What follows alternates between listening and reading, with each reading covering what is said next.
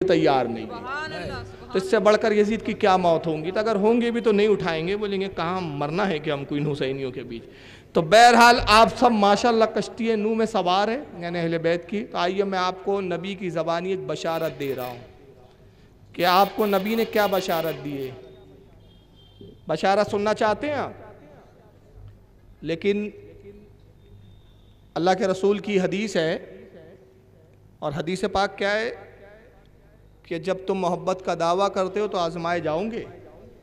آزمائش کیا ہوں گی وہ تقریر کے اینڈ میں بتاؤں گا، میں بھول جاؤں تو یاد دلا دینا۔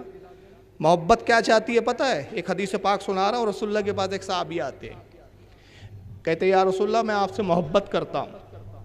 ارشاد فرمایا کیا کہا یا رسول اللہ میں آپ سے محبت کرتا ہوں۔ سرکار نے پھر کیا فرمایا؟ کیا کہا تم نے؟ کہا یا رسول اللہ میں آپ سے محبت کرتا ہوں۔ نبی نے پھر ارشاد فرمایا کیا کہا؟ پھر سے کہو۔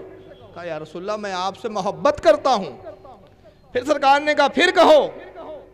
راوی حدیث کہتے ہیں کہ ہم تعجب کرتے رہے کہ رسول اللہ تو سماعت فرماتے، سرکار کی شان تو یہ ہے کہ دور و نزدیک کے سننے والے وہ کان لالے کرامت پہ لاکھوں سلام، جو کان دور سے آسمانوں کی خبریں سنتے ہو، جو آسمان اور جنت میں چلنے والوں کی ہاٹیں سنتے ہو، کیا بات ہے اتنے قریب سے کہنے والا کہہ رہا ہے میں آپ سے محبت کرتا ہوں، اور حضور کہہ رہے پھر سے بول پھر سے بول پھر سے کہے۔ صحابہ کہتے ہیں میں تعجب ہوا، حتیٰ کہ رسول نے 7 بار اس سے اقرار کروایا۔ کتنے بار؟ 7 بار کہلوایا۔ کہے کیا کہہ رہا ہے؟ وہ کہتا ہے رسول اللہ میں آپ سے محبت کرتا ہوں۔ جب 7 بار کہہ چکے تو صحابہ کی طرف متوجہ ہوئے، سرکار فرمایا تم نے سنا یہ کیا کہہ رہا ہے؟ صحابہ کہتے ہیں نعم یا رسول اللہ، ہاں ہاں ہم نے سنا۔ نعم فسمعنا، ہم نے اس کی بات کو سن لیا، پس ہم نے سن لیا اللہ کے نبی۔ کہا یہ کیا کہہ رہا ہے؟ تو سارے صحابہ مل کر کہتے ہیں یا رسول اللہ یہ کہہ رہا ہے کہ یہ آپ سے محبت کرتا ہے۔ سرکار نے فرمایا سن لو، اس نے اقرار کیا کہ مجھ سے محبت کرتا ہے، تم نے گواہی دی کہ اس نے کہا کہ مجھ سے محبت کرتا ہے، تو اے شخص سن لے، اگر تو محبت میں سچا ہے تو پھر جان لے کہ جو مجھ سے اور میرے اہل بیت سے محبت کرتا ہے، تکلیفیں، پریشانی، مصیبتیں، آزمائشیں اس کی طرف ایسے آتی ہے جیسے سیلاب کا پانی آتا ہے۔ حق ہے۔ یہ ہے محبت کی دلیل۔ اگر تکلیفیں برداشت کرنے کی ہمت ہو تو آپ محبت میں صادق ہے۔ اگر آپ محبت رسول کی خاطر مصیبتوں کو جھیلنے کے لیے تیار ہے تو آپ محبت میں صادق ہے، ورنہ دعوے تو سب کرتے ہیں۔ دعویٰ کرنے میں کیا لگتا ہے؟ 2 منٹ نہیں لگتے، غوث کا دامن نہیں چھوڑیں گے، خواجہ کا دامن نہیں چھوڑیں گے، رسول کا دامن نہیں چھوڑیں گے، اہل بیت کا دامن نہیں چھوڑیں گے۔ سوال یہ ہے کہ جب آزمائش آتی ہے تب دیکھا جاتا ہے کتنا دامن پکڑا ہے۔ اب آزمائش کب آتی ہے وہ تو میں آگے بتاؤں گا، لیکن اگر آپ اپنی محبت میں سچے ہیں، اہل بیت سے محبت کرتے ہیں، تو آئیے رسول اللہ کی پھر بشارت سنیے۔ اس حدیث کے راوی اور کوئی نہیں میرے دوستو، خود مولا کائنات ہے۔ کائنات کا مولا روایت کر رہا ہے رسول اللہ سے، عن علی رضی اللہ تعالیٰ عنہ قال، مولا کائنات روایت کرتے کہتے ہیں قال رسول اللہ صلی اللہ علیہ وسلم، اللہ کے نبی نے ارشاد فرمایا ان اول من يدخل الجنہ، فرمایا علی جان جنت میں کون جائیں گا؟ سب سے پہلے جنت میں کون داخل ہوں گا؟ جانتے ہو؟ بتاؤں تمہیں؟ کہا انا سے مراد یہ علی ہے، کیونکہ حضرت علی خود راوی ہے، تو کہتے سرکار نے مجھ سے کہا تو یعنی میں جاؤں گا، اور رسول اللہ نے فرمایا پہلے میں جاؤں گا پھر میرے ساتھ آنا آیا علی تم ہوں گے، کیونکہ علی خیر ہے تو اس لیے آنا اپنے لیے لفظ استعمال کیا کہ میں جاؤں گا، یعنی مجھے بھی کہا علی تم جاؤں گے سب سے پہلے جنت میں رہوں گا ساتھ میں، اور کون ہوں گا؟ وفاطمہ والحسن والحسین، میرے ساتھ فاطمہ ہوں گی، حسن و حسین، یہ 5 لوگ ہوں گے جو جنت میں سب سے پہلے جائیں گے۔ ایک نبی کا تن ہے، ایک علی کا تن ہے، ایک فاطمہ کا تن ہے، ایک حسن کا تن ہے، ایک حسین کا تن ہے۔ یہ تن ہے، یہ جب 5 جنت میں جائیں تو یہ پنجے تن ہے۔ سبحان اللہ سبحان اللہ، یہ سب سے پہلے پنجے تن جائیں گے جنت میں۔ سبحان اللہ۔ مگر ایک سوال آیا، بس اتنی حدیث میں نے پڑھ کے اب رک جائیں آپ اور تصور میں جائیں، یا اللہ جب یہ پہلے چلے جائیں گے تو ہمارا کیا ہوگا؟ ارے جب نبی چلے گئے، علی چلے گئے، فاطمہ چلے گئی، حسن و حسین چلے گئے، ہمارا کیا ہوگا؟ ہم تو گناہگار خطاکار، اور نبی خود کہہ رہے ہیں اولا سب سے پہلے، ان اولا سب سے پہلے، من یدخل الجنہ جو سب سے پہلے جنت میں داخل ہوں گے وہ ہم 5 ہوں گے، تو ہمارا کیا ہوگا؟ یہ سوال اٹھا، مولا کائنات کا ہم پر کرم، بالائے کرم کہ 1400 سال کے بعد کوئی سوال کرے، مولا کائنات نے ہم ساری امتیوں کی طرف سے اسی وقت خود سوال کر دیا۔ اور سوال کیا کیا؟ कहते हैं कुल तो या रसूलुल्लाह फमुहिब्बूना, हज़रत मौला कायनात कहते हैं मैंने नबी पाक से अर्ज़ की अल्लाह के नबी जो हमसे मोहब्बत करते वो तो रह जाएंगे, उनका क्या होगा? अगर हम जन्नत में चले जाएंगे तो नबी ने फरमाया काला मिन वराइकुम अली गम ना करो, वो तो हमारे साथ हमारे पीछे पीछे जन्नत में चले आ रहे होंगे। अब यहाँ हदीस पे ज़रा गौर करें, बड़ी प्यारी हदीस है ये। अब किन किन ने लिखी मैं तो हवाले और तखारिज बाद में दूंगा ताकि अहले हदीस भी अपने चुल्लू भर पानी में डूब मर जाए कि बेटा ज़खायर हदीस में सिर्फ बुखारी मुस्लिम नहीं है, रसूलुल्लाह की ज़िंदगी में करोड़ों बातें हैं, सिर्फ बुखारी मुस्लिम में 733 हदीसें नहीं है नबी की ज़िंदगी के हालात। तो बहरहाल वो तो हवाले में तखारिज बाद में बयान कर रहा हूँ, लेकिन एक ज़रा लतीफ़ नुक्ता तो सुनते चलिए। मैं आपके हैदराबाद में आया, मेरे मेज़बान कौन थे आज भाई? नाम बता दीजिए, मेरे मेज़बान कौन थे? मोहम्मद समीउद्दीन साहब, उनके घर में मैं ठहरा हूँ। मैं जब गया तो उन्होंने क्या किया, मुझे कार से उतारा। सैयद गौस पाशा साहब, देखिए आले रसूल है, उसी ख़ानदान के चश्मो चिराग है। अल्लाह का शुक्र है कि आले रसूल की मजलिस में आले रसूल का मेहमान था। सैयद पाशा साहब ने क्या किया, गाड़ी से उतारा तो मुझे घर में नहीं घुसा दिया। पहले उन्होंने दरवाज़ा खोला अपने घर का, बेल बजाई, उनके घर का जो भी फ़र्द था ज़िम्मेदार, उसने दरवाज़ा खोला। पाशा साहब अंदर गए, मुझे नहीं कहा अंदर आ जाइए। अंदर गए, जाके उन्होंने अल्लाह जाने क्या देखा, इंतज़ाम वगैरह देखा, कहा हज़रत अंदर आइए। और ये हर मेज़बान ऐसे ही करता है। आप किसी भी मेज़बान के साथ जब घर जाते हैं उसके, तो क्या करता है, मेहमान को पहले नहीं घुसाता अंदर, पहले खुद जाता है, अंदर के इंतजामात देखता है और फिर कहता है तशरीफ लाइए। तो बात समझ में आ गई, जिसका घर होता है वो पहले। तो अहले बैत की जन्नत तो विरासत है, तो नबी पहले जाएंगे, इंतजामात देखेंगे और गुलामों से कहेंगे अब चले आओ, अब तुम्हारी मेजबानी की जाएंगी।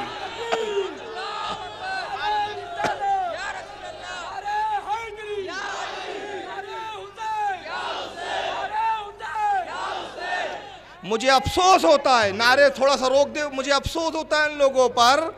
अच्छा, अब एक बात और, एक मिसाल देखी इसी तमसील में। मैं हैदराबाद आया हूँ, मेज़बान है जनाब सैयद पाशा साहब, अब वो मुझे घर ले जाना चाहते, मैं कहता हूँ अरे आ रहा हूँ ना। मैं इधर उधर ही घूमता रहा, वक्त बर्बाद कर दिया। जलसे का वक्त हो गया, ये आ गए साहब हमारे सब पूरे इंतजाम, अरे आपने वक्त बर्बाद किया, घर पे आराम भी नहीं किया, रुके भी नहीं, जलसे का टाइम हो गया, तकरीर करना है। तो अब मैं तकरीर करने आ गया। उनकी मेज़बानी से मैं लुत्फ़ अंदोज़ हो पाया? नहीं हो पाया। क्यों? जो मकसद था, अगर उनकी मेज़बानी का मुझे शर्फ हासिल करना था, उनका खाना अगर मुझे खाना था, उनके यहाँ के लजीज पकवान अगर मुझे उससे फैज़याब होना था, तरीका ये था कि उनके घर में मैं क़याम करता। अगर मैं घर में क़याम ना करूँ, इधर उधर घूम के वक्त बर्बाद करता रहूँ, खाना गर्म ठंडा हो जाएगा, खाने लायक नहीं रहेगा, वक्त बर्बाद हो जाएगा। जो मकसद के लिए आया, मकसद की तरफ मुझे मुंतकिल कर दिया जाएगा, लेकिन उस मेज़बानी का मैं लुत्फ़ नहीं उठा सकूँगा। तो मतलब ये हुआ कि मेज़बानी का अगर लुत्फ़ उठाना हो, अगर खाना अच्छा लजीज खाना हो, तो मेज़बान को कभी मत छोड़िए। मुझे अफसोस होता है कि कुछ लोगों ने जन्नत के मेज़बान को छोड़ दिया, बोरे लेकर इधर उधर घूम रहे हैं। सुभान अल्लाह, सुभान। और आला हज़रत ने कहा इधर उधर क्या घूम के वक्त बर्बाद कर रहे हो? अबे तुम जिस मकसद के लिए घूम रहे हो वहां कुछ नहीं मिलने वाला। अगर इस मेज़बानी का लुत्फ लेना है तो सुन, तुझसे और जन्नत से क्या मतलब? अरे वहां भी दूर हो, हम रसूल अल्लाह के, जन्नत रसूल अल्लाह की। नारे रिसालत, नारे हुसैन, नारे हैदरी, मसलके आला हजरत, इश्क मोहब्बत, अल्लामा फारूक रज़वी साहब। अब एक और लतीफ़ नुक्ता बता दूं, देखिए अगर मैं बिल्कुल मोहब्बत के साथ, शराफत के साथ मेज़बान से मोहब्बत करते हुए अंदर जाऊं, उनसे मोहब्बत का सलूक करूं। बच्चे सामने आ गए सैयद पाशा साहब के, तो मैंने बच्चों से भी थोड़ा सा लाड़ किया, अरे अरे बेटा मैं क्या नाम है आपका, बड़े मस्त लग रहे हो, बड़े अच्छे हो। तो बच्चे भी खुश, तो पाशा साहब भी खुश, हज़रत का मिजाज बड़ा अच्छा है, मेरे बच्चों से मोहब्बत की। और वरना मैं तो बर्दाश्त तो कर लेंगे, लेकिन कहेंगे बड़ा खबीस मौलवी है यार, मेरे बच्चों को मेरे घर में डांट रहा है। बात समझते चले, मिसाल में देखिए कितनी प्यारी मिसालें आएंगी। तो नतीजा क्या होगा, इंतजामात में कमी हो जाएंगी। मोहब्बत किया तो पाशा साहब करेंगे, अरे चादर बदल दो, बिस्तर अच्छा बना दो, भाई हज़रत बड़े अच्छे मिजाज के हैं, अच्छा खाना खिलाओ। और अगर मैंने सख्त किया है तो भी बका देना, देव ना कम वक्त को भगाओ, आ गया है मरदूद, कहाँ से आ गया चिड़चिड़ा मौलवी। तो मेज़बानी में फ़र्क आ जाएगा, है ना। तो बिस्तर तब अच्छा मिलता है जब मोहब्बत करो। कुछ जमातें रसूल की आल से मोहब्बत नहीं करती, तो नतीजा क्या हुआ, अल्लाह का उन पे लानत बरसी। बिस्तर नीचे होना चाहिए था, अल्लाह ने बिस्तर उनके पीठ पे लाद दिया। دیکھ نہیں رہے ہیں, بستر لے کے گھوم رہے ہیں. وہ چیز جو نیچے ہونی چاہیے تو ان پہ لاد دی گئی, اور ہم نے محبت اہل بیت میں شرشار ہو کر کہا نبی جنت آپ کی ہے, تو اللہ کے رسول نے کرم کیا, کہا تجھے یہاں بھی اچھے بستر دیے جائیں گے, وہاں بھی اچھے بستر سبحان اللہ, سبحان اللہ, ہر جگہ تیرے لیے اچھے بستر ہے. تو شرط ہے محبت اہل بیت. جن کی جنت ہے انہی سے محبت نہیں کر رہے ہیں آپ, خاموں کا بوریا لے کے گھوم رہے 40 دن 45 دن 48 دن. تو اللہ کہیں گا بہت گھوما تھا نا, اب یہاں جہنم میں گھوم, یہاں بھی تھوڑا گشت لگا. اور ہم سے نہیں کہا جائے گا گھوم جہنم میں, ہم کہیں گے مولا دنیا میں ہم بھٹکتے نہیں تھے, ادھر ادھر گھومتے نہیں تھے, ہم جہاں بیٹھتے تھے تیرے نبی کا ذکر کرتے تھے, تیرے نبی کی آل کا ذکر کرتے تھے. اللہ فرمایا جاؤ جہاں نبی کی آل ہے وہیں بھیج دو ان کو. کل تک یہ حسین کو دیکھتے نہیں تھے, ذکر کرتے تھے, آج حسین کو دیکھیں گے اور حسین کو دیکھ کر, ان کے نورانی چہرے کو دیکھ کر یہ ذکر کریں گے. بغیر حسین کو دیکھے کہتے تھے کہ تیری نسل پاک میں ہے بچہ بچہ نور کا, تو ہے آئین نور, تیرا سب گھرانہ نور کا. اب جاؤ نبی اور حسین کے پاس بیٹھ کر یہی نعت گنگناؤ, تیری نسل پاک میں ہے بچہ بچہ نور کا, تو ہے آئین نور, تیرا سارا گھرانہ. سبحان اللہ, سبحان اللہ.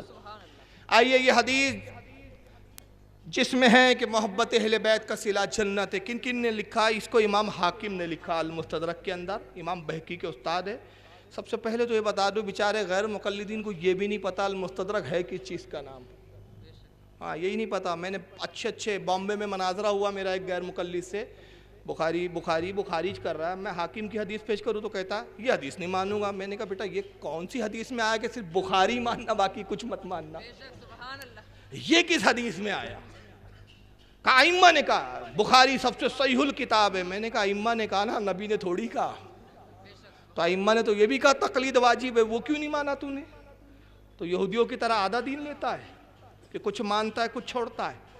میں نے کہا یہ بتائیے جناب یہ مستدرک کیا ہے؟ تو بغلے جھانک رہے ہیں. کہا مستدرک کتاب کا نام ہے. جی میں نے کہا مستدرک کا مطلب کیا ہے؟ What is the definition of المستدرک؟ Please tell me what is the definition of المستدرک. نہیں مجھے نہیں, آئی ڈونٹ نو, مجھے نہیں پتا. تو میں نے کہا کیسے اہل حدیث ہے بیٹا تم؟ اب میں بتاتا ہوں, اس کو یاد کر لیجئے. حاکم المستدرک کیا ہے؟ المستدرک کے معنی کیا ہوتا ہے؟ کتابوں کی قسمیں ہوتی ہے. جیسے بخاری, صحیح مسلم, صحیح جہاں لفظ آ جائے کتابوں کے آگے, اس کا مطلب جس محدث نے کتاب لکھی اس نے کوشش کی, اور پوری کوشش کر کے اس نے وہ حدیثوں کو جمع کیا جو صحیح ہے. صحیح ابن حبان ہے, امام ابن حبان کی بھی صحیح ہے, انہوں نے کوشش کی کہ ساری حدیثیں وہی لاؤں جو صحیح ہے سند کے اعتبار سے. صحیح ابن خزیمہ, امام ابن خزیمہ نے لکھی, بہت ساری کتابیں ہیں صحیح. تو جو صحیح حدیثیں لائی جاتی ہے اسے کہا جاتا ہے صحیح. بخاری اور مسلم کو ملا کے کہا جاتا ہے صحیحین. اسی طرح کتاب آتی ہے سنن, جیسے سنن ابو داؤد ہے, آپ نے نام سنا ہوگا, سنن ابن ماجہ, سنن نسائی, سنن جس میں محدث صرف وہی حدیثیں جمع کرتا ہے جس کا تعلق رسول اللہ کی سنت سے ہو. اس میں فضائل نہیں لائیں گا, وہ تاریخ کے واقعات نہیں لائیں گا, حقائق نہیں لائیں گا, وہی روایتیں جمع کریں گا جس کا تعلق نبی کی سنت سے ہو, کہ نبی نماز کیسے پڑھتے تھے, زکوٰۃ کیسے دیتے تھے, صدقات کیسے دیتے تھے, آپ کے معمولات کیا تھے. معمولات جہاں لائے نبی کی سنتوں کو سنن ہے. مسند ہوتی ہے, تو اس طرح بہت ساری قسمیں ہوتی ہے. ایک قسم ہوتی ہے اس میں المستدرک. تو المستدرک وہ حدیث کی کتاب ہوتی ہے جس میں محدث یہ کوشش کرتا ہے کہ وہ حدیثیں جو صحیح ہے مگر امام بخاری اور امام مسلم نے نہیں لکھی. حدیث کی سند صحیح تھی لیکن اس کو امام بخاری نہیں لکھ پائے, امام مسلم نہیں لکھ پائے, تو وہ تمام حدیثوں کو جو صحیح ہے, جو بخاری اور مسلم کی شرط پر اترتی ہے مگر چھوڑ دی گئی, ان حدیثوں کو جو جمع کر دیتا ہے اس کتاب کا نام رکھ دیا جاتا ہے المستدرک. تو اس کا مطلب ہوا کہ حاکم کی حدیثیں بھی بخاری اور مسلم کی شرط پر صحیح حدیث ہے اس میں. تو اس حدیث کو امام حاکم نے لکھا تو گویا یہ صحیح حدیث ہے, اور اس کی جلد نمبر 3 صفحہ 178 حدیث نمبر 4786. اسی حدیث کو امام طبری رحمۃ اللہ علیہ نے ذخائر العقبہ جلد 1 صفحہ 214 پہ لکھا. امام ابن عساکر نے تاریخ دمشق کے اندر جلد 14 صفحہ 173 پر لکھا. کنز العمال کے اندر حضرت امام حسام الدین ہندی رحمۃ اللہ علیہ نے جلد 12 صفحہ 98 حدیث نمبر 34166 پر لکھا. اور امام ابن حجر الہیثمی المکی الشافعی نے الصواعق المحرکہ صفحہ 448 پر لکھا. اب ایک بڑی پیاری حدیث سن لے کہ دیکھو تجھ سے اور جنت سے کیا مطلب. वहाबी दूर, आला हज़रत जज्बात में नहीं लिखा, आला हज़रत की निगाहों में सारी हदीसें थी, सुभान अल्लाह। तब लिखा है आला हज़रत ने। आला हज़रत का एक एक शेर कुरान और हदीस पर ढला हुआ है। जन्नत के मालिक कौन है देखना चाहते हैं आप? आइए ज़रा ये हदीस पढ़ें। अन अनसिल रदियल्लाहु ताला अन्हु क़ाल, हज़रत अनस रदियल्लाहु ताला अन्हु, ये भी सहाबी रसूल है, इनसे रिवायत है, कहते हैं क़ाला रसूलुल्लाह सल्लल्लाहु अलैहि वसल्लम, अल्लाह के रसूल सल्लल्लाहु अलैहि वसल्लम ने इरशाद फरमाया, फ़क़रतिल जन्नत अलन नार, सरकार फरमाते लोगों एक मर्तबा जन्नत ने जहन्नम पर फ़क्र ज़ाहिर किया, घमंड किया, फ़क्र ज़ाहिर किया। जन्नत ने जहन्नम के मुकाबले में घमंड की बात की, फ़क्र की बात की, और फ़क्र करते हुए जन्नत ने कहा, फ़क़ालत, जन्नत ने कहा, अना खैरुम मिनका, ऐ जहन्नम सुन, मैं तुझसे बेहतर हूँ, मैं तुझसे अफजल हूँ, तुझसे ज़्यादा अज़मत व शान वाली हूँ। फ़क़ालतिन नार, सरकार कहते हैं जहन्नम ने पूछा जन्नत से, बल अना खैरुम मिनका, ए जन्नत चुप हो जा, नहीं मैं तुझसे बेहतर हूँ। जहन्नम कह रही है जन्नत तुझसे बेहतर तो मैं हूँ। फ़क़ालत लहल जन्नता इस्तिफ़ामहा व मिम्मा, सरकार फरमाते हैं कि फिर जन्नत ने बड़े हैरत के अंदाज में, हैरत वाले अंदाज में जन्नत से सवाल किया, वो कैसे, ज़रा दलील तो दे, तू मुझसे कैसे बेहतर है? मैं जन्नत, जन्नती वर्ड आ जाता तो समझ में आ जाता कि जन्नत तो जन्नत है, जहन्नम भी कोई चीज़ है। तो जन्नत ने कहा बता तू कैसे मुझसे बेहतर है, इसकी दलील दे। कालत, तो अब जहन्नम दलील दे रही है, दोज़ख दलील दे रही है, ज़रा